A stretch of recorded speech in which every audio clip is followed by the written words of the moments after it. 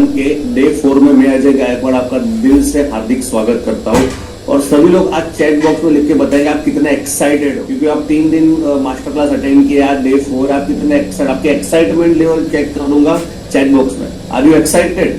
Full excited, full excited, full excited. Thank you so much, thank you so much दोस्तों। तो सभी लोग मुझे आप जानते हो, मैं मेरा इंट्रोडक्शन नहीं दूंगा आज। तो टू द सेशन हम बात करेंगे आज कि आज जो मैंने आपको टॉपिक चूज किया है वो है 6 प्रिंसिपल ऑफ सक्सेस।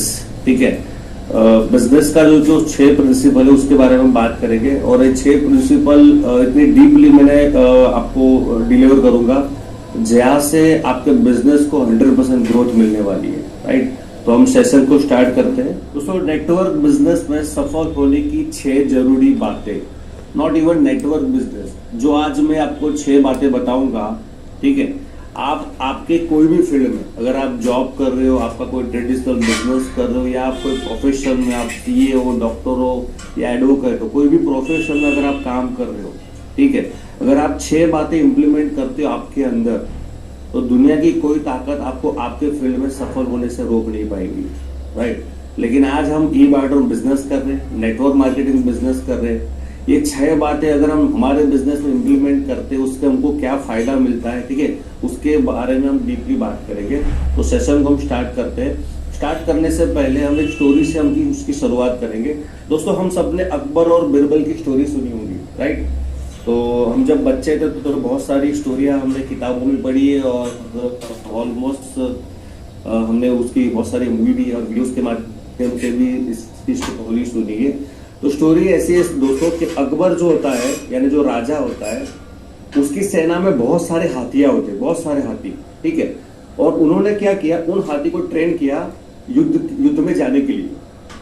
यानी 40-50 हाथी अकबर के पास थे। उन्होंने सारे हाथी को ट्रेन किया कि जब युद्ध में जाते हो तो किस तरह से हमला करना होता है, ठीक है, किस तरह से अपने आप को प्रोटेक्ट करना होता है, किस तरह से बहुत सारी सेना के साथ लड़ा जाता है। A to Z ट्रेनिंग ये सारे हाथियों को अकबर ने दिया था। राइट, जैसे समय बीतता गया, समय बीतता गया, समय बीतता गया, उन 40-50 हाथियों में एक हाथी ऐसा था जो युद्ध कला में बहुत निपुण था, जिसने सबसे ज्यादा युद्ध जीते थे। जब भी वो हाथी युद्ध में जाता था, अकबर 100% वो सारे युद्ध जीते थे, और अकबर का सबसे ज्यादा प्रिय वो हाथी था। और उस हाथी को जैसे समय बीतता गया, वो हाथी हो गया बूढ़ा। राइट, तो जैसे एक रूल होता है कि जो हाथी बूढ़ा या कमजोर हो जाता है उसको युद्ध में नहीं भेजा जाता, उसको अपने जंगल में छोड़ दिया जाता है। राइट है, क्या किया, उन सारे हाथी को, जो बूढ़े हो गए थे, जो कमजोर हो गए थे, उन सारे हाथी को अकबर ने जंगल में छोड़ दिया। लेकिन एक हाथी जो था, जो उसका सबसे ज्यादा फेवरेट था, जो अकबर के साथ, ठीक है, तो अकबर ने ये सोचा इस हाथी को न मैं जंगल में नहीं भेजूंगा, मैं उसको अपने पास रखूंगा। ठीक है, उसने उसको सारी फैसिलिटी देनी चालू कर दी, अच्छा खाना, अच्छा एक रहन सहन, सारा बूढ़े हाथी के साथ। लेकिन और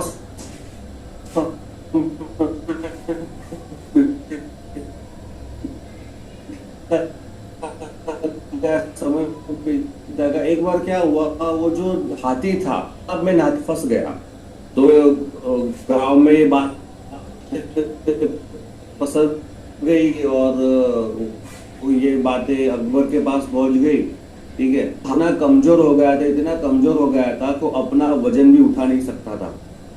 तो हाथी को ये लगा कि शायद ही मेरा आखिरी चांस है, शायद मैं मर जाऊंगा। राइट, तो अकबर ने बहुत ट्राई किया उसको निकालने के लिए, क्योंकि उस टाइम तो ऐसी सुख सगवड़ ऐसी होती नहीं थी कि भाई तालाब के बीच में फंसा हुआ हाथी, इतना वजनदार हाथी को निकाल सके। तो ये बातें फैलती गई और आपको तो पता ही, अकबर के साथ एक चतुर आदमी था जिसका नाम है बिरबल। तो बिरबल ने एक ही आइडिया दिया, आपको पता है बिरबल बहुत चतुर था, तो बिरबल ने एक आइडिया दिया कि राजा जी एक काम करो, पूरे गांव में युद्ध नगारा बजवा दो, युद्ध की घोषणा कर दो। तो फिर अकबर बोला कि भाई अभी तो युद्ध है ही नहीं, और अगर युद्ध है ही नहीं तो घोषणा क्यों करें। तो बीरबल ने बोला दादाजी मैं आप जो बोलता ना वो करो। राजा को पता था बीरबल बहुत चतुर है, कुछ ना कुछ तो उसके पास जुगाड़ होगा। तो राजा ने क्या किया, पूरे गांव में युद्ध नगारा बजवाना चालू कर दिया, युद्ध होने वाला, युद्ध होने वाला, युद्ध होने वाला है। और जो बूढ़ा हाथी था उसको भी पता चल गया।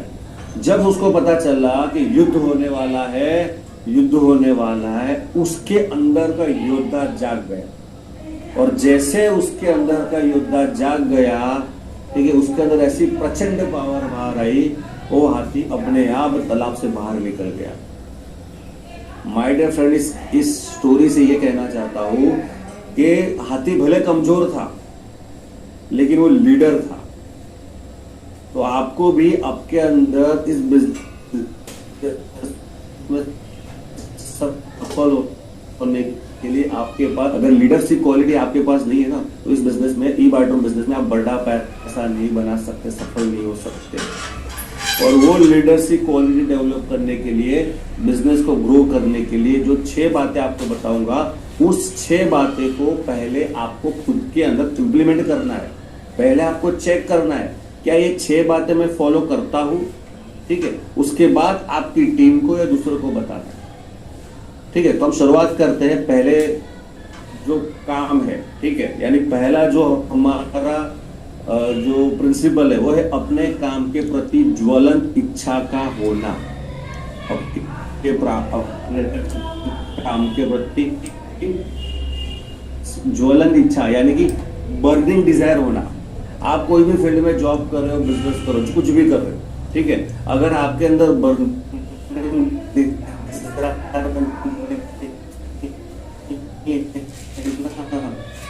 तो आप काम नहीं कर पाओगे या उस काम को नेक्स्ट लेवल के ऊपर आप जा नहीं पाओगे। आप कितनी भी अच्छी आपकी जॉब क्यों ना हो, लेकिन उस जॉब के अंदर आपका बर्निंग इंक्रीमेंट भी बड़े महानो भी हो, लेकिन बर्निंग डिजायर नहीं होगा तो काम आपका नहीं होगा। अगर हम ई बार्टरूम बिजनेस कर रहे हैं तो खुद को ये सवाल पूछो अपने आप को कि आप कितने आपके अंदर डिजायर है, आपके अंदर कितनी ज्वलंत इच्छा है इस बिजनेस को करने की। आप आपका डेली रूटीन चेक करो, आप देखो आप कितने प्लान शो करते हो, आप देखो आप इस बिजनेस को बड़ा करने के लिए क्या क्या कर रहे हो और कितनी डिजायर से कर रहे हो। जब तक आपके अंदर बर्निंग डिजायर नहीं होगी ना, तो आपकी कोई भी इच्छा काम नहीं करेगी, क्योंकि हमारे बिजनेस में सबसे इंपॉर्टेंट होता है बर्निंग डिजायर। दोस्तों, तो बर्निंग डिजायर से मैं मेरा स्टोरी शेयर करता हूँ। जब मैं इस बिजनेस के अंदर आया ना, यानी ई बार्टरूम बिजनेस के पहले, यानी कोविड के पहले मेरा फाइनेंस का बिजनेस था और उस फाइनेंस के बिजनेस में 100% लॉस में मैं चल रहा था, ठीक है। और क्या था कि मैंने बहुत सारे कर्ज लेके रखे थे। देखो, कर्जा तो सबका होता है, आपका भी होगा, सबका होगा, ठीक है, लेकिन मेरे कर्जे जो थे ना मेरी हैसियत से ज्यादा थे। यानी समझ कर चलो, मैं 50,000 रुपये कमा रहा हूँ, 60,000 रुपये EMI भर रहा हूँ, ठीक है। 60,000 EMI नहीं था, मैं 48,000 के हर महीने EMI भर रहा था पिछले 2.5 से 3 साल से, ठीक है। और मेरे को है ना, मैं एक मौका ढूंढ रहा था कि काश मुझे कोई ऐसा मौका मिल जाए कि ये प्रॉब्लम से मैं बाहर निकल जाऊं, लेकिन वो मौका मिला नहीं। समय बीतता गया, समय बीतता गया, समय बीतता गया, कोविड आ गया। जैसे कोविड आ गया ना, तो मेरा जो भी ट्रेडिशनल बिजनेस था, जो मैंने सेटअप किया था, वो पूरा जीरो हो गया, क्योंकि लोगों के सिबिल स्कोर खराब हो चुके थे, तो बिजनेस हो नहीं पा रहा था। और बिजनेस नहीं हो पा रहा था तो जो मीटर था वो चालू था, जो daily monthly EMI, office rented, staff का जो खर्चा, वो सब चालू था, राइट। तो मैंने ये सोचा कि बिजनेस को बंद करना है, वापस हो गए जीरो। लेकिन वो तीव्र इच्छा अभी भी थी कि काश मुझे कोई ऐसी अपॉर्चुनिटी मिल जाए कि जिसके माध्यम से मैं सारे जो मेरी प्रॉब्लम, फाइनेंशियल प्रॉब्लम, उससे मैं बाहर निकल सकूं। बचपन से लेके, यानी मेरे एक छोटा सा गोल भी था कि मेरा खुद का मुझे घर लेना है, ठीक है। तो ये सारी चीजें मेरी प्रबल इच्छाएं थी, और ये प्रबल इच्छाओं को पूरी करने के लिए मैं अपॉर्चुनिटी की तलाश में था, लेकिन वो अपॉर्चुनिटी कहीं दिख नहीं रही। वो बोलते हैं कि भगवान की मर्जी के बिना पत्ता भी नहीं हिलता, तो वो भगवान की मर्जी हुई, और मर्जी ऐसे हुई, मेरे सीनियर, मेरे जो बिजनेस पार्टनर है, जो मेरा अपलाइन है, ठीक है, जिग्नेश पटेल के माध्यम से मुझे ये अपॉर्चुनिटी मिली, राइट। और मिली भी कैसे, एक्सीडेंटली। हम दोनों एक जगह पर अचानक इकट्ठा हुए कोई और पर्पज से, उन्होंने मुझे बोला, उन्होंने अगले नेक्स्ट उसके अगले जो ई बैटर को बिजनेस को देखा था, राइट, और मुझे उन्होंने बताया, मुझे अच्छा लगा। मुझे अच्छा इसके लिए लगा कि मुझे ये क्लिक हो गया था कि अजय गायकवाड़ तेरी जो प्रॉब्लम है ना, जो पिछले जो 3-4 साल से उसको फेस कर रहा था और तू सोच रहा था कि इस प्रॉब्लम को निकालने का कोई रास्ता तो मुझे मिले, और रास्ता मुझे ई बैटर उनके बिजनेस प्लान में मुझे दिखा। वो एक पैर का 6,000 रुपया। मैंने ये सोचा अगर एक पैर का 6,000 मिलता है, उस हिसाब से अगर मैं साल में, आई डोंट नो मेरा टीम कितना बढ़ेगा, मुझे कुछ भी नहीं पता था कि भाई साल में अगर मेरा 100 पैर भी मैं बना लेता हूँ ना तो 6 लाख रुपए कमा लूंगा। अगर ये चीज थोड़ा भी डुप्लीकेट होता है 3 साल के अंदर मेरे सारे फाइनेंशियल प्रॉब्लम से मैं बाहर निकल सकता हूँ। तो ये मेरे अंदर बर्निंग डिजायर आ गई थी पहली बार ई बायोड्रोम करने की। दूसरी बात, मेरे लिए बर्निंग डिजायर आई थी कि भाई अब मुझे मेरा खुद का एक स्टैंड लेना है, एक खुद की आइडेंटिटी क्रिएट करना है। तो ये सारी चीजें एक ही जगह पर इकट्ठा हो गई और मुझे अंदर से ऐसी आवाज आई कि अजय तेरी जो भी प्रॉब्लम थी या जो भी इच्छा है या जो भी तेरी बर्निंग डिजायर है ना, ये इस बिजनेस से निकल सकती है। तो मैंने डिसीजन ले लिया, अब तो यही करना है और यही करना पड़ेगा, और यही बिजनेस जो है तेरी सारी प्रॉब्लम से अजय तेरे को निकाल सकती है। जब आप इस बिजनेस में जब डिसीजन लिया होगा ना, देखो माय डियर फ्रेंड, मैं आपको यही बोलता हूँ, आपकी बर्निंग डिजायर ही आपको आगे लेके जाएगी, राइट। तो बर्निंग डिजायर आपके पैसे कमाने की इच्छा को पैदा करता है। अगर आपके अंदर इच्छा नहीं, अगर आपके अंदर बर्निंग डिजायर नहीं होगी ना, तो आपको पैसे कमाने की बहुत इच्छा नहीं आएगी। इसके लिए बहुत ज्यादा जरूरी है, क्योंकि डिजायर होगी ना तो जीवन में या बिजनेस में कितनी भी प्रॉब्लम आएगी तो आप हार नहीं मानोगे। मैंने अपने अंदर डिजायर पैदा की। मैं आपको बताऊं कि डिजायर कैसे पैदा की जा सकती है। मैंने अपने अंदर डिजायर पैदा की। जब मैंने तीव्र डिजायर पैदा की तो जब मेरे को लाइफ में प्रॉब्लम आने लगे, बिजनेस में प्रॉब्लम आने लगे, बिजनेस नहीं चल रहा था, पहले बहुत अच्छा चला, फिर स्लो हो गया, फिर बहुत अच्छा चला, फिर टोटली स्लो हो गया या टोटली बंद हो गया, वापस धीरे धीरे धीरे स्टैंड खड़ा हो गया, लोग ज्वाइन होके छोड़ के चले गए, ठीक है। शुरुआत में लोगों ने ना बोलना चालू कर दिया, बहुत सारे प्रॉब्लम थी, लॉजिस्टिक प्रॉब्लम था, कंपनी की भी खुद के प्रॉब्लम थे, क्योंकि कंपनी इनिशियली नहीं थी, बहुत सारे प्रॉब्लम थे। लेकिन मुझे किसने कब बिजनेस में जिंदा रखा? मेरी बर्निंग डिजायर ने मुझे इस बिजनेस में जिंदा रखा, राइट। तो आपको भी आपके अंदर ऐसी बर्निंग डिजायर क्रिएट करनी पड़ेगी। मैं बर्निंग डिजायर के बारे में जब एग्जांपल देना चाहूंगा, आप सबने माइक टाइसन के बारे में सुना होगा, राइट, जो वर्ल्ड हैवीवेट चैंपियनशिप के, यानी वर्ल्ड जो हैवीवेट चैंपियनशिप होती है उनका पहला खिताब लेने वाले थे मिस्टर माइक टाइसन, ठीक है। और इनको सब लोग जानते हैं, आप गूगल पर भी सर्च कर सकते हो, यूट्यूब के ऊपर भी उनकी बहुत सारी स्टोरी अवेलेबल है। 20 साल की उम्र में सबसे पहले उन्होंने हैवीवेट जो चैंपियनशिप थी ना उसमें पार्टिसिपेट किया था, राइट है। और पार्टिसिपेट करते करते करते करते उन्होंने अपने जीवन में 28, यानी कि जो यंग थे उस टाइम के दौरान 28 मैचों को खेला, और उन 28 मैचों में से 26 मैच जो ऐसी थी उन्होंने जीत दी। यानी आप सोचो कितना खतरनाक खिलाड़ी होगा, 28 मैचों में से 26 मैच उन्होंने जीती। सोचो कितना मजबूत खिलाड़ी होगा। और उनका खौफ ऐसा था कि जब रिंग के अंदर उनके सामने जो भी उनका प्रतिस्पर्धी आता था ना, वो कोने में खड़ा हो जाता था, डरता था। क्यों डरता था? वो लड़ता बहुत कम था, क्योंकि मार खाने से बचने के लिए, ज्यादा मार से बचने के लिए लोग कोना पकड़ लेते या हाथ स्वीकार कर लेते थे। ये उनकी इच्छाएं थी, यानी कि ये उनका रुतबा था उस टाइम के दौरान वर्ल्ड हैवीवेट चैंपियनशिप में बॉक्सिंग के अंदर।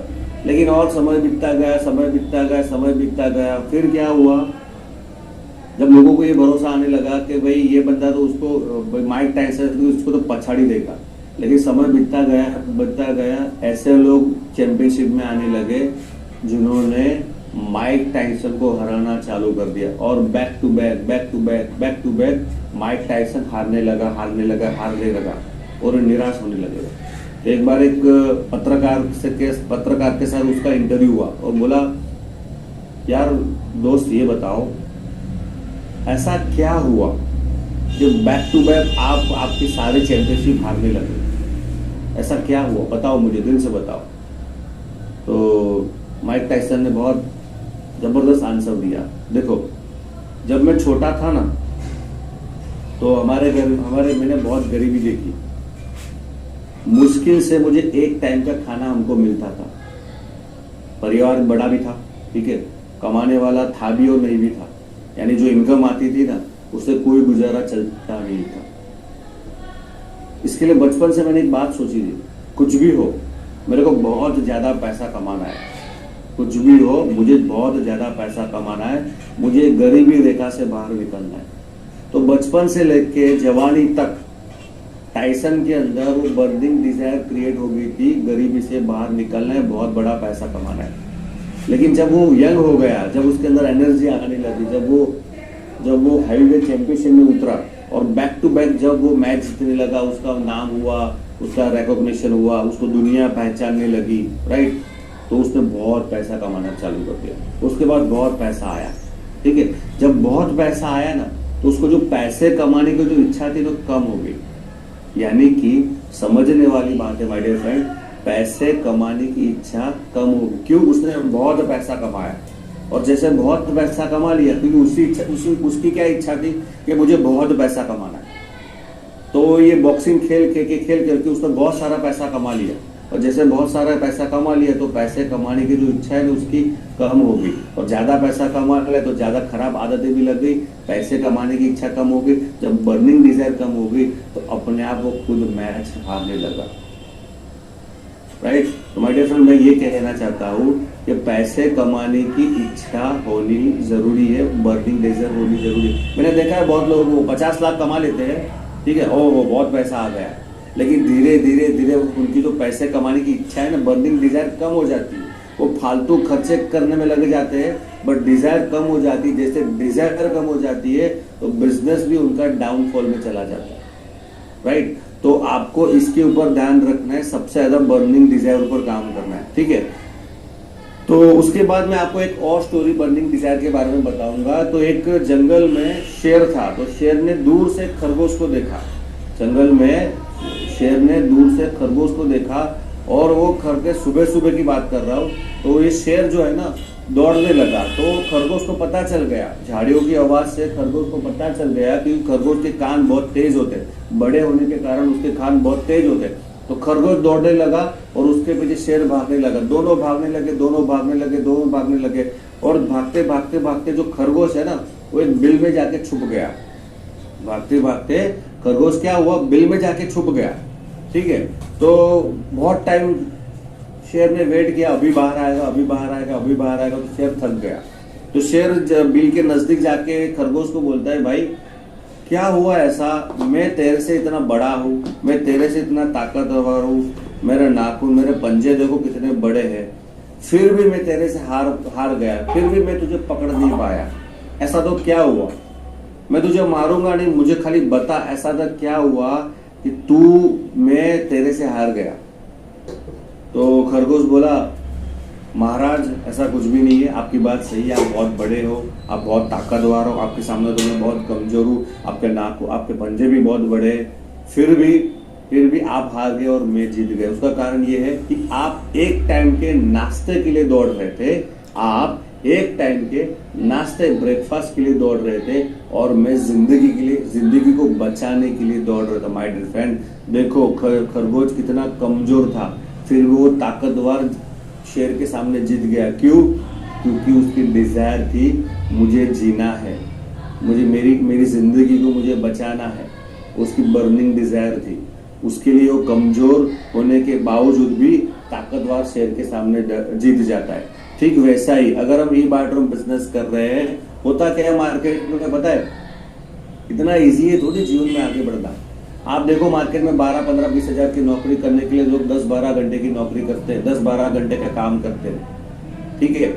और आप अचानक आते हो सिस्टम में, आपको करोड़पति बनना है, लखपति बनना है, हजारोंपति बनना है, कैसे होगा? उसके लिए आपके अंदर बर्निंग डिजायर को पैदा करना पड़ेगा। और बर्निंग डिजायर कहाँ से आएगी?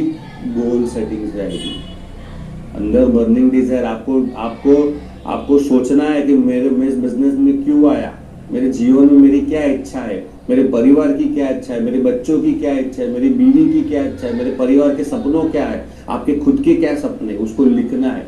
जब लिखोगे आपके सबकॉन्शियस माइंड में वो चीज चला जाएगा, तब जाके आपके अंदर वो बर्निंग डिजायर पैदा होगी। मैंने देखा है लोग कि सर भाई सेमिनार है संडे क्यों नहीं आते, सर शादी में जाना। समझो, बर्निंग डिजायर नहीं है, इसके लिए एक्सक्यूज दिया। भाई बूट कैंप में क्यों नहीं आते, सर सुबह उठा नहीं जाता, सर सुबह मुझे किसी के शादी में जाना है। ऐसे एक्सक्यूज लोग देते हैं। क्यों देते हैं? क्योंकि उनके अंदर बर्निंग डिजायर नहीं है, इच्छा शक्ति नहीं है। क्यों इच्छा शक्ति नहीं है? क्योंकि उनको पता ही नहीं है कि मुझे जीवन में क्या करना है। वो ये सोचते आते हैं, हाँ भाई 11,900 का प्रोडक्ट ले लिया, 2-3 लोगों को ज्वाइन कर दे, अपना प्रोडक्ट फ्री कर लेंगे, ठीक है, ये इंटेंस से आते हैं। जब अपलाइन उनकी प्लान बताता है कि यहाँ से आप बहुत बड़ा पैसा कमा सकते हो, भाई अपलाइन ने पैसा कमा, ये बंदे ने पैसा कमा, मैं भी कमा सकता, ये सोच के आते हैं, ठीक है, लेकिन बर्निंग डिजायर कम होती है। तो जितने भी लोग सीनियर लीडर है, जब भी आप आपकी टीम में प्लान करते हैं ना, तो आपकी टीम के अंदर बर्निंग डिजायर को डेवलप करो। और बर्निंग डिजायर को डेवलप करने के लिए उनकी गोल सेट करो, उनकी इच्छाएं क्या है, उनकी जरूरत क्या है, ठीक है, उनसे लिखवाओ। ये सारी चीज आप करोगे, टीम के अंदर बर्निंग डिजायर इच्छा होगी।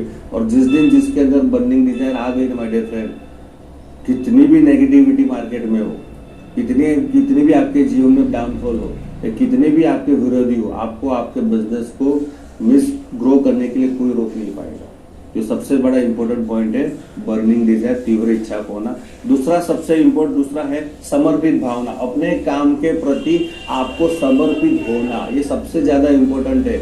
आप जॉब भी करोगे ना, या कोई भी बिजनेस करोगे, वो तभी चलेगा, या तभी आप तरक्की करोगे, तभी इंक्रीमेंट लोगे, तभी आपको पोस्ट बढ़ेगी, जब आप आपके काम के प्रति समर्पित होगे। एक एडवोकेट जो होता है ना, देखो 2 टाइप के एडवोकेट होते हैं। एक है कि जो ढूंढ रहे काम, भाई काम लो, मुझे कोई केस दे दो। और एक एडवोकेट होता है, उसके पास वेटिंग होता है। क्यों पता है? क्योंकि वो जो जिसके पास वेटिंग है, जिसके पास ज्यादा क्लाइंट बेस है ना, वो समर्पित है अपने प्रोफेशन के लिए। आपने देखा होगा 2 डॉक्टर जो होते हैं, दोनों सेम डिग्री, 2 डॉक्टर होते हैं, दोनों के पास सेम डिग्री होती है, सेम कॉलेज से पढ़े हुए होते हैं, लेकिन जो मार्केट में जाते हैं तो एक का क्लिनिक बहुत चलता है और एक का क्लिनिक नहीं चलता। क्यों है? कि जिसका बहुत चल रहा है ना, वो समर्पित है अपने प्रोफेशन के लिए, और जिसका डाउन चल रहा है, कम चल रहा है, वो समर्पित नहीं है। हाँ, वो कर रहा है, वो बिजनेस कर रहा है, बट समर्पण भावना उसके अंदर नहीं है, तो उसको डेवलप करनी पड़ेगी, ठीक है। तो एक बोल रहा है सर, आज ही बात हम डिस्ट्रीब्यूटर की बात कर रहे हैं, एक बोलता है कि सर मेरा बिजनेस तो नहीं चल रहा सर, मुझे लोग ही नहीं मिल रहे, और एक बोल रहा है सर मुझे इतने लोग मिल रहे हैं कि मैं संभाल नहीं पा रहा हूँ। क्या फर्क है? एक ही कंपनी में सेम डिस्ट्रीब्यूटर को same service, same product, same plan, फर्क क्या है? समर्पित भावना। कि आप अपने बिजनेस में कितने समर्पित हो, कितने समर्पण से कोई प्लान प्रेजेंटेशन करते हो, कितने समर्पित से आप डाउनलाइन को सर्विस करते हो, कितने समर्पित के साथ आप ट्रेनिंग को अटेंड करते हो। ये सारी चीजें इंपैक्ट करती है आपके बिजनेस के लिए, ठीक है। देखो, मैं देखता हूँ लोग बहुत सारा एक्सक्यूज कर सकते, सर मेरे को शादी में जाना है, मेरे को फलाना वहां जाना है, मेरे को वहां जाना है, मेरे को ओपनिंग में जाना है, मुझे घूमने जाना है, मेरे को बच्चों की स्कूल में जाना है, मेरे को पेरेंट मीटिंग में जाना है, बहुत सारी चीजें, ठीक है। देखो, ये तो हर एक की लाइफ में होता है।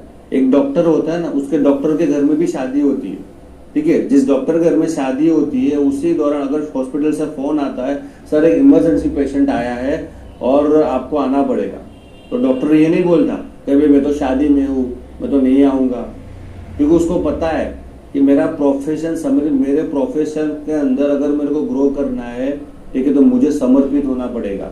वो फैमिली को सेकंड प्रायोरिटी रखता है और अपने पेशेंट को फर्स्ट प्रायोरिटी रखता है। इसके लिए अपने बिजनेस में आपको समर्पित करना पड़ेगा। अगर आप समर्पित नहीं होगे तो आपका बिजनेस ज्यादा नहीं चलेगा, राइट। एक स्टोरी है समर्पित के माध्यम से कि भाई एक व्यक्ति था जिसका ऑपरेशन चल रहा था, तो एक सीनियर डॉक्टर थे और उसके साथ एक जूनियर डॉक्टर थे जो सीनियर डॉक्टर की हेल्प कर रहे थे, राइट। तो ऑपरेशन चल रहा था, उसी दौरान नर्स ने ऑपरेशन थिएटर का बेल लगाया और दरवाजा खोला, और जो जूनियर डॉक्टर था उसको बोला कि सर आपके घर से एक इमरजेंसी कॉल आया है। और एक रूल होता है, जब तक हाई इमरजेंसी नहीं होती तब तक ऑपरेशन थिएटर में कोई भी नर्स या कोई भी स्टाफ का बंदा आ नहीं सकता। लेकिन ज्यादा इमरजेंसी थी, इसके लिए वो नर्स आई और जो जूनियर डॉक्टर था उसको बोला कि सर इमरजेंसी आपके घर से कॉल आया। तो जो जूनियर डॉक्टर था वो गया, फ़ोन रिसीव किया, हेलो बोला और रख दिया। उसके बाद वापस ऑपरेशन थिएटर में आया और जिसका ऑपरेशन चल रहा था उसके पीछे काम करना चालू कर दिया। तो जो सीनियर डॉक्टर था उसने पूछा भाई क्या हुआ, किसका कॉल था? सर कुछ भी नहीं है, बाद में बात करते, पहले ऑपरेशन खत्म करते। तो ऑपरेशन का दो तीन घंटे के बाद वो ऑपरेशन सक्सेसफुल सफल रहा। उसके बाद जूनियर डॉक्टर सीनियर डॉक्टर के पास आया, सर मुझे जाना है, घर से कॉल आया था। तो सीनियर डॉक्टर बोला अरे हाँ मैं पूछना रह गया, किसका कॉल आया था? तो बोला कि सर एक्चुअली ये था, मेरे घर से फ़ोन आया था कि मेरी माता जी है, उनकी डेथ हो चुकी है और बोला कि आप जल्दी घर पे आ जाओ। तो सीनियर डॉक्टर बोला अरे यार तेरे को बोलना तो चाहिए था, अगर माता जी की डेथ हुई तो तेरे को चले जाना था, क्यों रुका? तो जूनियर डॉक्टर का सवाल बहुत जबरदस्त था दोस्तों, समझने वाली बात है, ये हमारे बिजनेस को रिलेट करेगी। जूनियर डॉक्टर ने सीनियर डॉक्टर बोला कि आपकी बात सही है, मैं चला भी जा सकता था, बट पहली बात है मेरी मदर की डेथ हो चुकी थी। दुनिया का कोई डॉक्टर, दुनिया का कोई अस्पताल या दुनिया की कोई ताकत उसको अब बचा सकती नहीं थी। ठीक है, पहली बात। दूसरी बात, जो आदमी आज स्ट्रेचर पर खड़ा लेटा हुआ है, ठीक है, हम उसको तो बचा सकते थे, राइट? तो माय डियर फ्रेंड, ये समर्पण भावना आपको होनी चाहिए।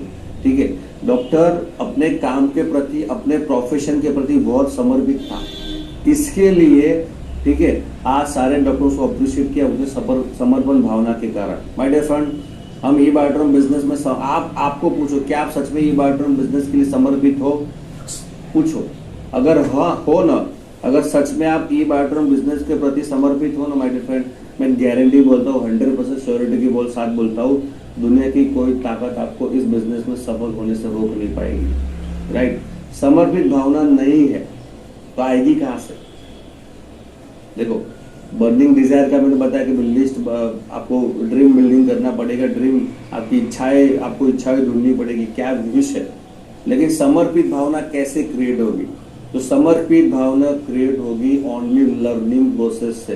रेगुलर मीटिंग में जाना, सेमिनार में जाना, डेली के जो बूट कैंप होते, मास्टर क्लास होते, रात की 9 बजे की जूम मीटिंग होती है, ऑफलाइन ट्रेनिंग्स होते, जो भी एजुकेशन, जहाँ से भी अपने को एजुकेशन मिल रही है, वो एजुकेशन लेने से आपके अंदर समर्पित भावना पैदा होती है। लोगों के टेस्टिमोनियल सुनने से समर्पित भावना पैदा होती है। ये सारे समर्पित भावना आपको पैदा करनी पड़ेगी, और जिस दिन आप आपके बिजनेस के प्रति समर्पित होगे ना माय डियर फ्रेंड, आप फोड़ डालोगे, ये कंफर्म है, राइट? देखो, दूसरी एक बात है, बहुत जबरदस्त बात है, अगर कोई डॉक्टर है, वो अपने घर में बहुत इम्पोर्टेंट शादी का माहौल चल रहा है या उसके घर की शादी का माहौल चल रहा है समझो, और अस्पताल से कॉल आता है, सर इमरजेंसी आपको जाना है, तो परिवार क्या बोलेगा पता है? परिवार रोकेंगे नहीं, ना उसका बच्चा रोकेगा, ना उसका बीवी रोकेंगे, क्योंकि पता है कि डॉक्टर अपने काम के बहुत प्रति समर्पित है। लेकिन हमारे परिवार में क्या होता है, हम ई बायोड्रोम बिजनेस कर रहे, 4, 5, 6 महीना हुआ, कुछ पैसा नहीं आया और घर वाले आपको ताना मारते। क्यों मारते? क्योंकि आप समर्पित नहीं हो। 3 महीने से मार्केट में जा रहे हो और पैसा ही नहीं रहा, पैसा तो दिख नहीं रहा। देखो, आप मार्केट में काम कर रहे हो, काम करना अलग बात है और समर्पित होना अलग बात है, समझ लो। जूनियर डॉक्टर समर्पित होके काम कर रहा था, प्रायोरिटी थी, प्रायोरिटी उसने उस पेशेंट को दी। क्या आप अपनी प्रायोरिटी अपने बिजनेस को देते हो? मैंने जब 3 साल पहले डिसीजन ले लिया ना ई बायोड्रोम करने का, मुझे इतना पता था इस बिजनेस को जब तक मेरे अंदर नहीं आएगा तब तक ये बिजनेस होगा नहीं। आपको ई बायोड्रोम को बिजनेस को अंदर लाना पड़ेगा, आपकी आत्मा के अंदर लाना पड़ेगा, लेकिन जब तक ये नहीं लाओगे ना तब तक आपका बिजनेस बड़ा नहीं कर पाओगे। देखो, 15, 20, 30, 40, 50, 5 लाख तो कमा लोगे, कोई रॉकेट साइंस नहीं है, ठीक है, बट 1 करोड़ तक पहुंचने के लिए, करोड़पति की जर्नी को क्रॉस करने के लिए आपके अंदर बायोड्रम के बिजनेस को आपकी आत्मा में लाना पड़ेगा, यानी 100% समर्पित होना पड़ेगा। मैंने ये डिसीजन लिया था, आने वाले 3 साल तक कोई त्योहार नहीं मनाऊंगा, किसी की शादी में नहीं जाऊंगा, कोई व्यवहार नहीं, पूरे परिवार से दूर, सिर्फ business business business business business business. मेरे घर में बहुत कलेश हुए थे, यहाँ नहीं जाता, वहां नहीं जाता, मुझे इतना पता है ये कलेश टेम्पररी होगा, लेकिन उसके बाद शांति है।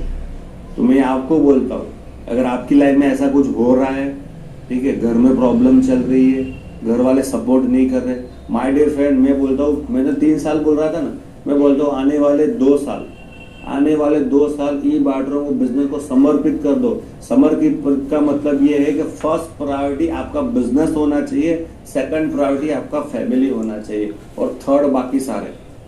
खाली ये 1.5-2 साल भी छोड़ो, 1 साल कर लो खाली। 1 साल के अंदर आपको बहुत बड़ा रिजल्ट मिलने वाला है, लेकिन समर्पित होने के लिए भी बहुत बड़ी गस चाहिए। इतना इजी नहीं है भाई। आप बाहर वालों से लड़ सकते हो, अंदर वाले से लड़ना बहुत हार्ड होता है, ठीक है। अगर वो कर डाला ना तो आप जीत गए, ठीक है। तो ये सारी चीजें सबसे इंपॉर्टेंट। तीसरा सबसे इंपॉर्टेंट है कि अपने काम के प्रति आपको काबिल बनना है। बोलते हैं सर मुझे 10,000 कमा लिया, सर मुझे अब 5 लाख रुपए कमाना है, सर मुझे करोड़पति बनना है, सर मुझे महीने का 1 लाख रुपए कमाना है।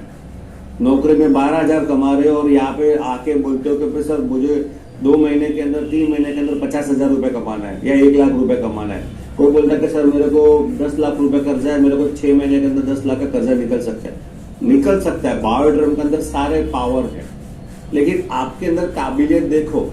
आप कमा रहे हो, आपके अंदर काबिलियत 10,000 रुपए कमाने की है, और आप आशा रखते हो महीने का 1 लाख रुपए कमाने की। भाई 1 लाख रुपए कमाने के लिए, करोड़पति बनने के लिए आपको आपके अंदर काबिलियत को डेवलप करना पड़ेगा। अगर आप काबिलियत को डेवलप करोगे तो झक मार के आपके अंदर आपके पास पैसा और अचीवमेंट आएगा। आपको अचीवमेंट और पैसे के पीछे भागने की जरूरत नहीं पड़ेगी। काबिलियत को बढ़ाओ, आपको क्लोजिंग पर फोकस करने की जरूरत नहीं पड़ेगी, आपको लेफ्ट और राइट के ऊपर फोकस करने की जरूरत नहीं पड़ेगी। अपनी काबिलियत को ऐसा डेवलप करो कि आपका लेफ्ट और राइट का बिजनेस ऑटो मोड में चला जाए, ठीक है। आपकी कैपिंग लगने चालू हो जाएगी, आपको किसी को बोलना नहीं पड़ेगा, आपको बिजनेस को होल्ड करना भी नहीं पड़ेगा। लेकिन जब आप काबिलियत को बढ़ाते हो, लेकिन काबिलियत कैसे बढ़ती है? ट्रेनिंग से बढ़ती है, पर्सनल डेवलपमेंट से बढ़ती है, राइट। आपको नॉलेज से बढ़ती है, कम्युनिकेशन स्किल सीखो, पर्सनल डेवलपमेंट सीखो, प्लान कैसे बताना है वो सीखो, फॉलो अप कैसे लेना है वो सीखो, सोशल मीडिया सीखो, पर्सनल डेवलपमेंट सीखना है आपको, ठीक है। ऑब्जेक्शन हैंडलिंग सीखना है, और ये सारी चीजें है ना यूट्यूब पर भर भर के अवेलेबल है। लेकिन आप क्या सोच रहे हो कोई आएगा और मुझे सिखाएगा? ऐसा नहीं होता। मेरे को कोई सिखाने के लिए नहीं आया था। आज जो आप पीपीटी देख रहे हो ना, उसका कोई मैंने ट्रेनिंग नहीं लिया, मैंने यूट्यूब से सीखा है। मेरे लिए भी नया था, चैलेंज है, मुझे भी बहुत कंटाला आ रहा था कि यार अभी यार इतने टाइम बाद कहाँ सीखने जाऊं। लेकिन मुझे इतना पता, काबिल बनना पड़ेगा। उसका बेस्ट एग्जाम्पल मैं आपको बताता हूँ नेक्स्ट। अगर आप काबिल नहीं बनोगे तो आप काम नहीं कर पाओगे। लोग एक्सक्यूज देते हो, सर मुझे जूम मीटिंग में, मैं देखा, मैं प्रतीक जी बहुत लोगों को कॉल करते हैं रात की 9 बजे की जूम मीटिंग के लिए, लेकिन लोग कुछ बहाने कर लेते हैं, सर नहीं होगा, मेरे से नहीं होगा। अरे जूम मीटिंग में 10 मिनट आप बोल नहीं सकते तो कहाँ से पैसा बड़ा कमा पाओगे भाई? तो उस हिसाब से काबिल तो बनो। सर मेरे को प्लान प्रेजेंटेशन नहीं आता, तो कहाँ से पैसा आएगा? इसके लिए बोल रहा हूँ माय डियर फ्रेंड, काबिल बनना पड़ेगा। और काबिल बनने के लिए जो भी हमारी स्किल्स है, जो आपको करना है, जिससे पैसा आता है, जिससे बिजनेस बनेगा, जिससे टीम बनेगी, वो सारी चीजें आपको खुद करनी पड़ेगी। अगर आपको नहीं आता तो यूट्यूब के ऊपर सारे ट्यूटोरियल अवेलेबल है, ठीक है। वो सारे चीजें देख के आप खुद सीखो। मैंने सीखा है, मैं कर रहा हूँ, और आज भी कर रहा हूँ, आज भी सीख रहा हूँ। बाकी आपकी मर्जी, ठीक है। कोई बोलता है कि सर पैसा तो कमाना है बट ट्रेनिंग नहीं लेनी, नहीं होगा भाई। पैसा कमाना है सर बट एजुकेशन नहीं होगा, टाइम ही नहीं मिलता सर मुझे, तो ये कभी नहीं होगा। आपको काबिल तो बनना पड़ेगा, अपने काबिलियत को बढ़ाना पड़ेगा। काबिलियत के बारे में बेस्ट एग्जांपल एक स्टोरी है, एक सच्ची घटना है। 1988 में जो जिम्बाब्वे का मैच हुआ था, इंडिया और जिम्बाब्वे के बीच में मैच हुआ था 1988 में, ठीक है। तो उसके जो बॉलर थे हेनरी ओलांगो, सब लोग जानते हो, आई थिंक सो ये स्टोरी आपने सुनी भी होगी। और सामने हमारे बैट्समैन थे, हमारे धुरंधर खिलाड़ी सचिन तेंदुलकर, ठीक है। तो जो हेनरी था ना, उसके अंदर उस टाइम बहुत जवानी का जोश चल रहा था, बहुत एनर्जेटिक था और बहुत फॉर्म में खेल रहा था। वो तो सचिन को बोला, भाई तेरे को तो मैं आउट कर दूंगा। हेनरी ने सचिन तेंदुलकर को बोला, भाई मैं तेरे को तो आउट कर दूंगा। और हेनरी अच्छा बॉलर भी था, ठीक है। तो पहला बॉल था और पहला बॉल लगाया और सचिन तेंदुलकर ने मार दिया, मारने के चौका, बट वो कैच आउट हो गए।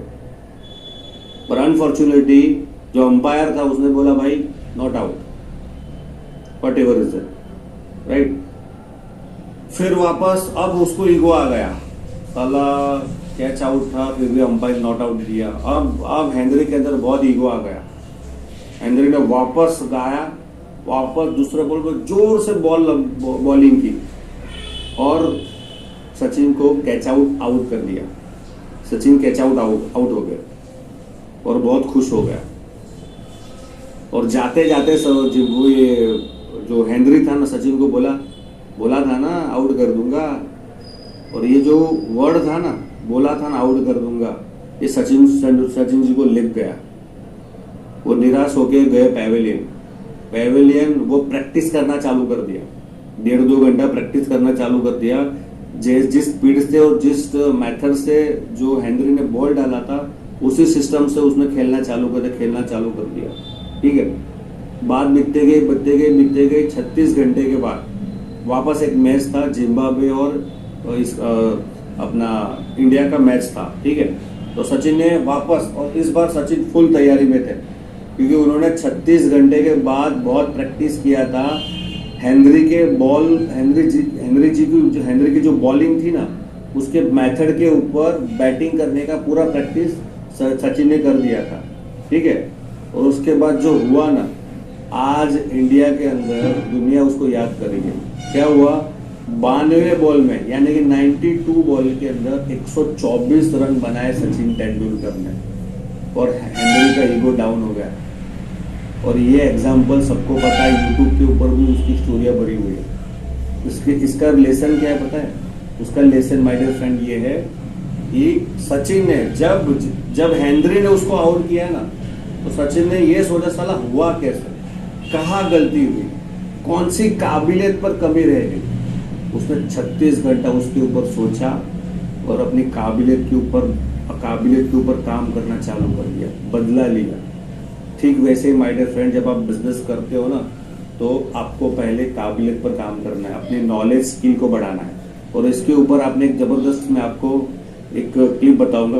आपने 3 इडियट मूवी देखा होगा। बिजनेस में काबिल बनना पड़ेगा। 3 इडियट मूवीज का एक 3 इडियट जो मूवी थी उसके अंदर एक ही कहना है, जो आमिर खान वो एक ही बोलता है, रणछोड़ जो चांचड़ वो एक ही बोलता है कि भाई सक्सेस के पीछे मत भागो, अपनी काबिलियत को बढ़ाओ, सक्सेस झक मार के आपके पीछे आएगी। आप आपकी इतनी सारी स्किल डेवलप कर दो ना कि लोग आपके पास खींचे हुए चले आएंगे। लेकिन हम क्या करते हैं, ना तो नॉलेज पर इन्वेस्टमेंट करते, ना ट्रेनिंग पर टाइम देते, ना खुद के ऊपर इन्वेस्टमेंट करते, ना तो टाइम देते।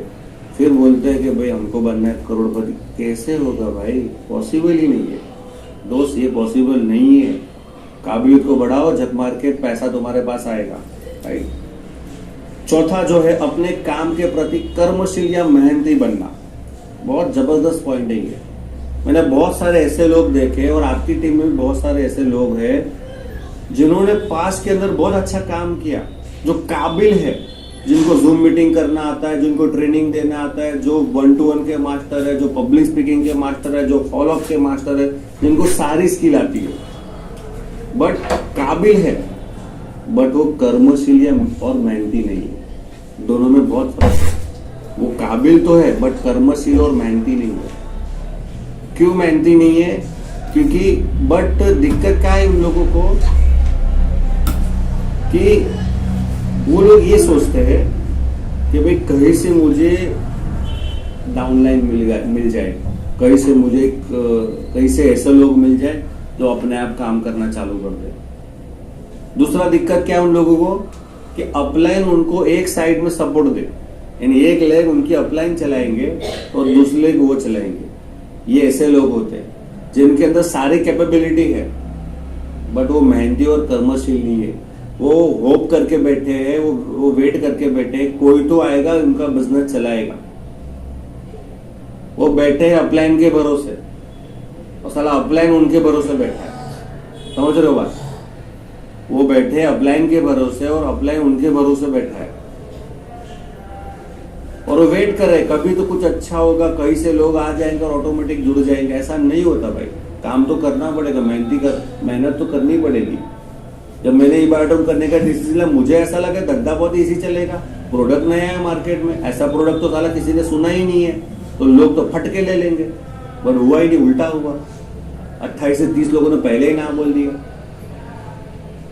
मुझे पता है, मैंने कल मेरे गैलरी में चेक कर रहा था, जब हमने ई बायोड्रम का पहला सेमिनार किया था तो हमारे 18 लोगों की लीडरशिप थी। अरे 18 लोग थे। तब कंपनी में बहुत सारी प्रॉब्लम थी, चैलेंजेस बहुत थे, ठीक है, क्योंकि न्यू बिजनेस था। तो हम 18 लोगों ने एक ग्रुप फोटो लिया था और मैं आज देखता हूँ ना, उन 18 में से 2 ही लोग हैं आज, बाकी के 16 लोग गायब हो गए। क्यों पता है? वो उनके अंदर काबिलियत तो थी, बट वो कर्मशोर मेहनती नहीं थे। प्रोडक्ट का रिजल्ट नहीं है, क्योंकि सिस्टम तो नया था, तुरंत तो रिजल्ट आएगा नहीं। कंपनी का तो अभी इंफ्रास्ट्रक्चर का ठिकाना नहीं है, नहीं थी कंपनी, स्टार्टअप हो रही थी यार। माइक्रोसॉफ्ट भी गैरेज से शुरुआत हुआ था, कंपनी का कोई लीगल स्टेटस नहीं है, कुरियर जल्दी आता नहीं, प्रोडक्ट जल्दी मिलती नहीं है, ट्रेनिंग नहीं होता, जूम मीटिंग नहीं होती, प्रोडक्ट ट्रेनिंग कुछ भी नहीं था। तो मैं मानता हूँ वो चैलेंज था और बहुत बड़ा चैलेंज था, लेकिन मुझे इतना पता है जो चीज़ आपको चैलेंज करेगी वही तो आपको चेंज करेगी। उन्होंने चैलेंज एक्सेप्ट नहीं किया, हमने चैलेंज एक्सेप्ट किया। तो हम पुराने में से हम 2 ही लोग हैं, मैं और मेरे बिजनेस पार्टनर। तो कहने का मतलब है सारे लोग कर्मशील, काबिलियत है, सब कुछ दुनिया भर का नॉलेज है नेटवर्क मार्केटिंग का, बट वो कर्मशील और मेहनती नहीं होते। तो चौथा पॉइंट आपको ध्यान रखना है सबसे ज्यादा, राइट है। और इसके ऊपर इसके अंदर एक पॉइंट मैं ऐड कर रहा हूं कि कहीं पे मैंने पढ़ा था एक बुक किताब में कि आपके जीवन में नेटवर्क के दौरान ऐसा एक मोड़ आएगा, आपके जीवन में नेटवर्क करते करते ऐसा दौर आएगा कि ऊपर भी शायद एक स्टूपिड आदमी मिलेगा आपको और नीचे भी आपको एक स्टूपिड आदमी मिलेगा। भले वर्ड थोड़ा कड़वा है, बट मैं आपको बताऊंगा इसका सारांश क्या है। स्टूपिड यानी कि बेवकूफ। यानी किताब में ऐसा लिखा था कि जब आप नेटवर्क मार्केटिंग बिजनेस करते रहते हो, कुछ टाइम बाद एक ऐसा टाइम भी आता है जब आपकी ऊपर में भी एक बेवकूफ इंसान आपको मिलता है और नीचे भी आपको एक बेवकूफ इंसान मिलता है। और कभी कभी, और उसके बाद होता क्या है, उन दोनों, ऊपर वाला बेवकूफ और नीचे वाला बेवकूफ की गलती के कारण आप बिजनेस छोड़ देते हो। समझ रहे हो आप? ऊपर वाले की गलती और नीचे वाली गलती के कारण आप ये सोचते हो यार अपलाइन ऐसा है, डाउनलाइन ने भी ऐसी निकली, इतना मेहनत किया, इतना उनके पास खून पसीना मेहनत किया, पैसा पाया और आज काम नहीं कर रही। समझ रहे हो? ऐसा होगा आपके साथ। तो उसका मतलब ये समझना, अगर आपने बिजनेस छोड़ दिया ना तो आप भी बेवकूफ। दूसरों की गलती के कारण हम क्यों बेवकूफ बने भाई? समझो बात को। और ऐसा होगा आपके साथ, ऐसा आपको लगेगा कुछ टाइम के बाद। ऊपर वाला फोन ही नहीं करता, सपोर्ट ही नहीं करता, देखता भी नहीं है, और नीचे वाले आलसी है, काम नहीं करते, और आप बिजनेस छोड़ दोगे। गलतियां दोनों ने की, तो ऐसा आपको करना नहीं है, ये आपको चीजें ध्यान रखनी है, राइट। और उसके बाद जो मेन पॉइंट है, अपने काम के प्रति नेक नियत का होना। अपने काम के प्रति नेक नियत का होना, उसमें सबसे पहला पॉइंट आता है पैसे का लेन देन। माय डियर फ्रेंड, ये नेटवर्क में बहुत ये काम ज्यादा होता है। वैसे कोर जो कोर लीडरशिप है, यानी कोर ट्रेनिंग में ये बोला जाता है कभी भी नेटवर्क में पैसे का लेन देन करना नहीं चाहिए। अगर आपने गलती से भी किया होगा, और जितने भी डाउनलाइन से, जितनी भी आपकी टीम है जो अभी सुन रही है, जिसने भी ऐसा किया हो, तो वो जो लेन देन का पैसा है कि आपने उनको वापस दिया, ये आपको याद रखना। आपके अपलाइन ने कभी आपको हेल्प किया होगा पैसे से, XYZ रीजन, ठीक है, क्या आपने उनको वापस दिया? आप अपने आप को सवाल पूछो। माय डियर फ्रेंड, अगर आपकी नीयत साफ होगी ना तो लक्ष्मी जी का आशीर्वाद आपको मिलेगा। अगर नीयत आपकी साफ नहीं होगी ना, आपकी नीयत ऐसी कि लेकिन कर्म का सिद्धांत ऐसा है, घूम फिर के वही चीज आपके पास आ जाएगी। ये कंफर्म है, याद रखना ये बात मेरी। तो पैसे का लेन देन आप कभी भी किसी के साथ करते हो, मैं तो बोलता हूँ नहीं करना चाहिए।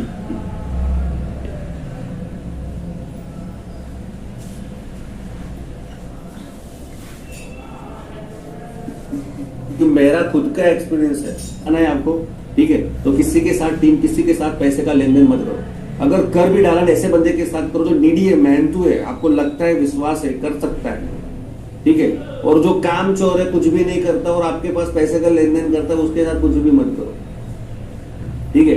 तो ये बातें ध्यान रखनी है। दूसरा, आपके अपलाइन ने भी कभी आपको प्रोडक्ट का हेल्प किया होगा, या प्रोडक्ट 3 के माध्यम से, फिजिकल प्रोडक्ट के माध्यम से आपने बोला होगा सर बस एक साइड आ गया है, बस दूसरी साइड ये प्रोडक्ट दे दूंगा ना तो मुझे पैसा दे देगा और मैं लगा दूंगा और मेरा फैमिली बन जाएगा। तो अपलाइन सोचा चलो ठीक है भाई, 2 दिन की तो बात है, और आप एक वीक तक अपलाइन का वो प्रोडक्ट अपने पास रखते हो।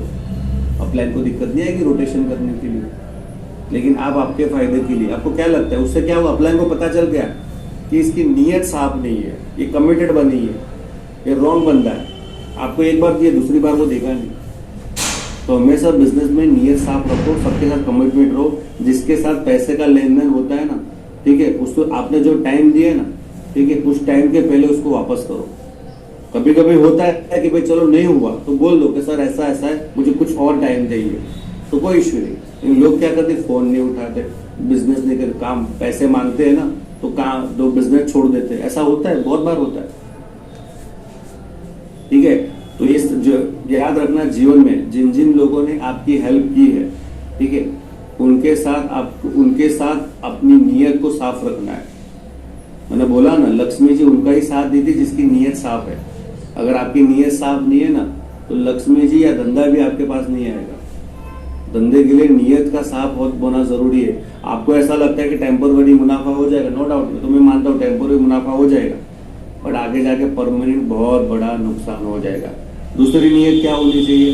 कुछ लोग मैंने देखे ई बाटो बिजनेस किया, उसके बाद पता नहीं काम जमा नहीं, कुछ हुआ नहीं तो छोड़ दिया, दूसरी जगह गए, दूसरी जगह पर क्या कौन से सिस्टम से काम करे आई डोंट नो।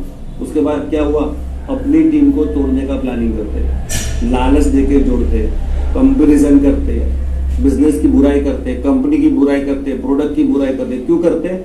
उनसे हुआ नहीं, पूरे दिन घर में बैठे रहते, काम किया नहीं, और बिजनेस जब स्विच करते, दूसरी कंपनी ज्वाइन करते, वहां पे लालच में जुड़ जाते, तो याद में अपनी टीम को तोड़ने का ट्राई करते। कितना दिन चलेगा? यहाँ से पता चलता है भाई तुम्हारी नीयत क्या है। तो अपने बिजनेस में भाई नीयत का होना बहुत जरूरी है, और ये चीज आपको ज्यादा सफल बनाएगी। और सबसे लास्ट पॉइंट मेरा है, अपने काम के प्रति धैर्यवान बनना। ये प्योर बिजनेस है, कोई स्कीम नहीं, कोई रॉकेट साइंस नहीं, यहाँ पे टाइम देना पड़ता है मिनिमम 2 से, अगर मैं नेटवर्क की बिजनेस की बात करूँ तो 5 साल प्रोडक्ट बेस में देना पड़ता है, और मैं ई बायोड्रम की बात करता हूँ तो आराम से 1.5 से 2 साल देना ही है। आपका बिजनेस कैसा भी चले, स्लो चले, बहुत स्पीड से चले, कुछ भी चले, लेकिन 1.5 से 2 साल आपको लेना है। और ये समझो कि 1.5 से 2 साल आपको खाली स्टाइपेंड आ रहा है, ये समझ के चलो, तो आपका बिजनेस बहुत ग्रो होगा और आप नेक्स्ट लेवल के ऊपर जाओगे। लेकिन लोगों के अंदर पेशेंस नहीं है। पेशेंस क्यों? उनको जल्दी से पैसा कमाना है, जल्दी रातों रात करोड़पति अरबपति बनना है। ऐसा होगा नहीं। रातों रात करोड़पति बनना है तो भाई बैंक लूटो, एटीएम लूटो, अगर रातों रात पैसा कमाना है तो। ये बायोड्रम प्योर बिजनेस है, ये इसमें टाइम लगता है, 100% टाइम लगता है। लेकिन आपके पास काबिलियत है, आपके पास बर्निंग डिजायर है, ठीक है, आप बहुत ऑनेस्ट बंदे हो, तो आप बहुत जल्दी ग्रो कर पाओगे इस बिजनेस में। अगर आप 25,000 की नौकरी करने के लिए 20-25 साल की पढ़ाई करते हो, ठीक है, उसमें आप धीरज रखते हो, धैर्य रखते हो, तो भाई ये 1.5-2 साल धैर्य रखना कहाँ कोई बड़ी बात है, पेशेंस की गेम है। और जितने भी लोग, मैं आपको बोलता हूँ, अगर आपका बिजनेस स्लो चल रहा है या बहुत स्लो चल रहा है, आपके पास एक इनकम सोर्स होना चाहिए। दिक्कत किसको ज्यादा आती है पता है? जो डिपेंड नेटवर्क के ऊपर, उसको ज्यादा दिक्कत मानता हूँ। और दिक्कत उसको कभी नहीं आती जिसके पास ऑलरेडी एक इनकम सोर्स है, उसको कभी भी दिक्कत नहीं आती। अगर आपके पास एक इनकम सोर्स नहीं है तो पहले अगर लगता है कि मेरा बिजनेस बहुत स्लो चल रहा है और प्रेशर बहुत है और पैसे की बहुत जरूरत है, एक नौकरी ढूंढ लो साइड में। अगर साइड में एक जॉब ढूंढ लोगे तो उसके साथ पार्ट टाइम में बिजनेस करो, और जब लगता है ना कि भाई अब इनकम आना स्टार्ट हो गया, तब पूरा पहली नौकरी बंद करके फुल टाइम ई बेडरूम में चालू करो। पेशेंस की गेम में करना पड़ेगा, रातों रात कुछ भी नहीं होता, लेकिन सीख के करोगे ना भाई, बहुत जल्दी आप फास्ट ग्रो करोगे। राइट, तो ये हमारे, तो आज कंक्लूजन ये है, जो पहला हमारा स्टेप क्या था, अपने काम के प्रति बर्निंग डिजायर होना। दूसरा क्या है, अपने काम के प्रति समर्पित होना आपको काम के प्रति। तीसरा क्या है, आपके काम के प्रति काबिल बनना।